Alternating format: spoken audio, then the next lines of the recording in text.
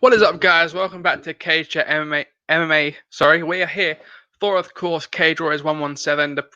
The Trilogy strikes back, and it's a phenomenal night. It's a phenomenal festival of fights this weekend. Obviously, we've got Cage Warriors 117 tonight. We've got Bellator 254, I believe, later on this evening, where Alima Lay McFarland, get their third time lucky, makes her title defense against Velasquez. And obviously, we've got Cage Warriors tomorrow on Saturday, and then that culminates in UFC 256. But we're going to focus on Cage Warriors tonight. Now, personally, looking back at 2020, obviously, Cage Warriors, was the last event in the UK to take place inside the Boulders Exhibition Centre, in Manchester, at Cage Warriors 113. Obviously, Cage Warriors 112 was a final crowded event prior to that one. But we are back tonight in London, in York Hall, again, behind closed doors, of course. But, if you look at MMA maybe as a whole, I'd say UFC Fight Island is probably number one. Both trips to Fight Island. But I think the Trilogy has been a huge success and probably maybe number 2 or 3 on the list of shows this year, at least. And tonight we see Luke Shanks, who actually won his flyweight title on that first Trilogy series, come back to defend against Jake Hadley. Now, these both fought on the same night on Cage Warriors 114. Obviously, Luke Shanks defeated Samir Fedin for the title on that night, and he looked absolutely phenomenal. Obviously, he was coming in, I think, a bit of an underdog. I didn't look at the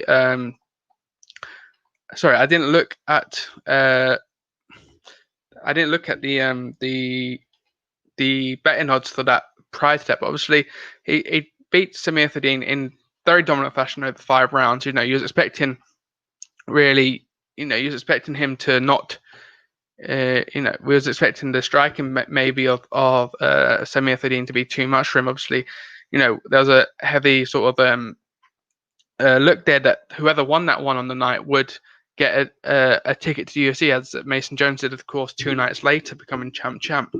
But he didn't. He looked phenomenal in what was a very gritty, grinding performance from someone. He kept Samir Fedin down, and Fedin looked lost after that second or third round when he couldn't get up anymore. And you're thinking, we've got a new champion here, and maybe we see Luke Shanks, another Englishman, into the UFC, but that wasn't quite the case. But he makes his first title defense tonight against Jake Hadley. And of course, Jake Hadley, beat Shadul Hack on that night, or Haig on that night again in first round on what was a spectacular night. Obviously, those 3 events, I think you had all knockouts apart from one maybe that made it on Cage Warriors 114, or at least the next day it was all finishes pretty much. And he finished him inside 4 minutes 43 seconds here on the fight clock, and he looked absolutely phenomenal and deserved his title shot, as he probably helped and aided his shot after his performance with the post-octagon interview with Lader and Ali, and saying that he wants his title. And he's a name you could build from. Both of these are names you could build from. And in a flyweight division, you could probably say Jake Hadley is 6-0, Luke Shanks is 7-1. Both of these are looking at records now where you're looking to make that next step up to the UFC, and a win tonight for either of them probably books their ticket maybe to Fight Island in January on UFC when it returns on UFC Fight Island at UFC 257, or maybe there's events that circulate on Fight Island. I think there's going to be 3 events there this time. But at least it's going to put them in the mix for a shout for 2021, especially after, 60 fighters are going to be getting released. City Omega got released, obviously, from that division. And it's a division where, with all due respect, you can climb the rankings quite quickly. It's not a deep division. It's quite a stacked division in terms of talent, especially at the top. You look at Davison Figueiredo, Brandon Moreno, who defend or fight for the title this weekend. It's a steep division once you get to the top end, but I think Luke Shanks and Jake Hadley have both fancied themselves breaking into that UFC flyweight division and potentially into the rankings maybe end of next year, if not 2022. But yes, I think, Jake Hadley, I'm just looking here, is 24, and we'll have a quick look at the tail of tape, of course. 7-1, as we mentioned, 6-0, both of them 5-5 versus 5-4, both of them came in at 125, and both of them are 68-inch reach. So it is almost identical, and it's interesting here that, you look at the wins to Jake Hadley, and, you got 3 rear naked chokes in there, and obviously, Luke Shanks' last performance, was primarily on the ground. Is Luke Shanks going to be able to keep him down, hold him down, and use that wrestling capability that he used and showed so phenomenally against Samir Fedin? Or, are you looking at more of the 5-round fight? Yeah, I would say this probably goes high round, but Jake Hadley again got a lot of finishes on his record, whereas Luke Shanks does more likely to take it to the decision and grind out the results. Although having said that, he's in his last 4 wins, he's got 3 decisions, 1 knockout win against Petr Menga at Cage Warriors 107. Before that, he lost to Elliot Hoy. That was his only loss on Bama, of course. And then he's got 3 submission wins on his own record in his first 3 professional bouts. So if you're looking to bet on this fight, you're probably going for a submission win. I don't know who thought Luke Shanks did look so phenomenal. On that day at Cage Warriors 114, I thought Samir Fadin would use his sort of experience in his fight, how many fights he'd been in to get the advantage on that night. But Luke Shanks just came in and wrecked shop pretty much for 25 minutes, and very much earned that flyweight title. Now, this is no marking Cage Warriors. It is hard once you become champion. You're almost guaranteed a UFC spot, and it's almost hard to market Cage Warriors as not. It isn't a feeder league, but you're using that to then make your step up into the big leagues, whether it's a Bellator or Cage or Bellator or UFC. Obviously, Ross Houston made his Bellator debut this year, of course, against MVP, and the talent that MVP is, and Ross Houston, got the short straw on that night, but he's going to bounce back and show Bellator, just what he's capable of. But again, you got Mason Jones, champ signed to the UFC, so the paths are out there. Obviously, Corey McKenna. Obviously made her UFC debut against Kay Hansen, got the win on that night as well. So again, the past now, I think we're on 98, 99 athletes signed over to UFC at least. So someone's going to be the 100 coming out of this trilogy weekend, you'd imagine. But yes, I'm going to go with the champion Luke Shanks, and I think he books his flight onto the UFC maybe with a first title defense tonight against Jake Hadley. But again, I wouldn't be surprised if Jake Hadley comes out, gets a finish maybe, whether it's by submission or TKO or KO. It's going to be fantastic. And inside the emphatic York Hall, which has had and seen many of the boxing historics, would know just how beautiful that event is and that arena that they're going to be fighting in tonight. It's just a shame that it's going to be empty. Now we move on, of course, to the co-main event, also in this flyweight division, Sam Creasy versus Adam Amarasinghe. I don't want to butcher the name, sorry if I did. Obviously, Sam Creasy coming off the back of the win on Cage Warriors 116, the final event of that 3 that we had back in September. He beat Nicolas LeBlanc in a decision, but bouncing back obviously from his loss to the former champion Samir Fadin. He was then before that 2 wins against Andy Young and Conor Hignett. And you're probably thinking tonight a good performance from either of the co-main events. You're in with a title shot, whether it's going to be a vacant title shot against the loser of tonight. Well, I say that would be Luke Shanks win, either way. If Luke Shanks or Jake Hadley win, they get their move to the UFC, then you've got a vacant title bout for maybe the loser and the winner of tonight's event, you'd imagine. Or Samir Fadin, also, who will probably be fighting in 2021, we'll be looking maybe to get his title back and then move on to the UFC perhaps. But yeah, it's a very fun time for the Cage Warriors flyweight division. And looking at Adam Amarasinghe, I'm going to have to properly learn these names. It's my second Cage Warriors. I've been doing Cage Warriors content for a little while now in terms of these trilogy previews, but we're still getting there, lads. But yes, Adam is coming off a 2-fight win streak as well. He was on that Cage Warriors 114 card, and also on the previous Cage Warriors 113 card. He's been very active in the past 12 months, fighting 3 times. Well, this will be his 4th fight inside just over 12 months. So he beat Jake Bond via KO. He got a decision against Conor Hignett, but obviously he lost to Liam Gittins last year. So yes, I'd imagine if he wins tonight, he's on a 3-fight win streak.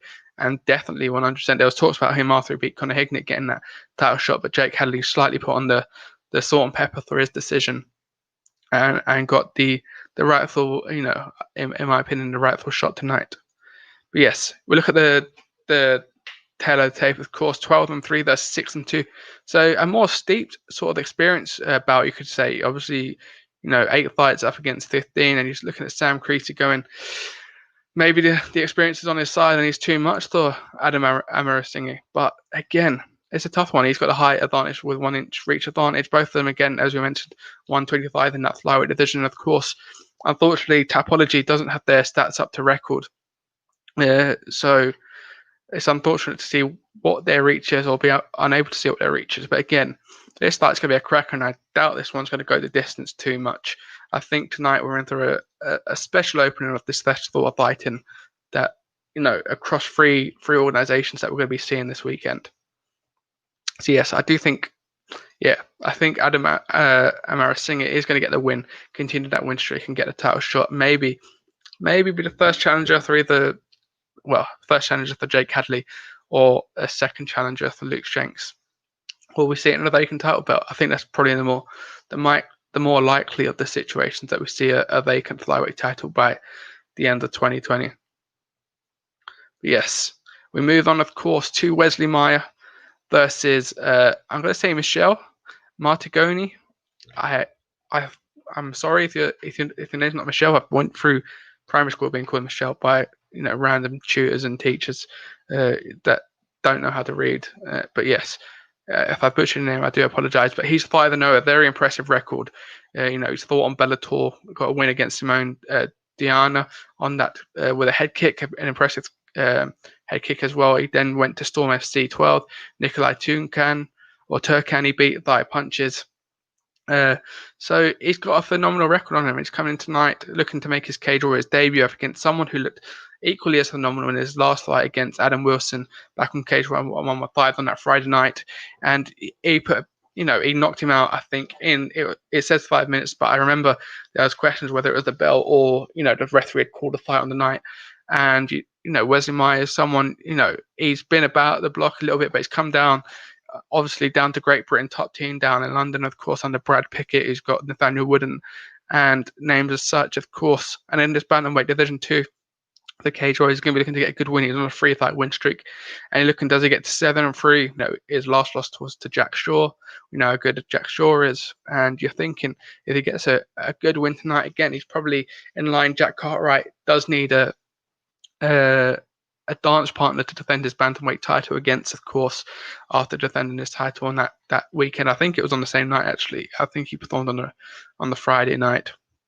But yes, a win here for Wesley Meyer would be, put him on the right track for that bantamweight title challenge, whether it's vacant or not, because obviously Jack Cartwright could be in line for a UFC move very soon, or a Bellator move even, maybe. But, it shows where they think Martigoni is, because obviously he's stepping in up against Wesley Meyer, who's such a talented individual.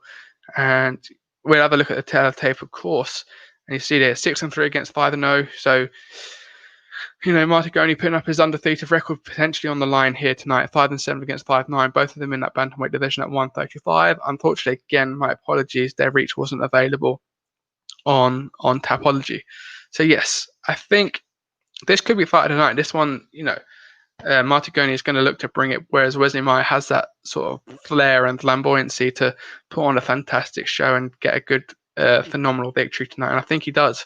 I do think Wesley Meyer, continues that win streak, takes the O away from Martigoni, and we see maybe Jack Cartwright versus Wesley Meyer, which is kind of, the rivalry of it is a little weird. You could say obviously it's SPG Manchester, that's the top Great Britain top team. So you got two ends of the country, you got north versus south, albeit Wesley Meyer, of course, is a native of Brazil. But again, fighting out Great Britain top team up against SPG Manchester, that would be quite a cracking sort of event and build up to that fight as well. And also on the card, we've got Steve McIntosh against Mehdi Ben Lakader. I think that's the right pronunciation. Obviously, the Scots are in with a good evening tonight. Obviously, Aidan Stevens also on the card against Emras Onmez, and we've got Anthony O'Connor against Mikhail Thiglak, who put on a beating in his last performance. He was, I think, the underdog to Oban Elliott. Obviously, the Thiglak brothers both performed on that night as well, getting good victories. But he beat Oban Elliott by a knockout in round 3 via punches, of course. And again, he's 3-0, looking to go 4-0 tonight. And I'd imagine he puts on another very good performance again. If he puts anything like the performance he put on again in his last show back in September, he's going to look phenomenal. And in that lightweight division that needs a new champion, obviously I'm not going to say he's going to. Obviously that title is on the line. I think on Saturday, I believe the lightweight title is on the line in the main event.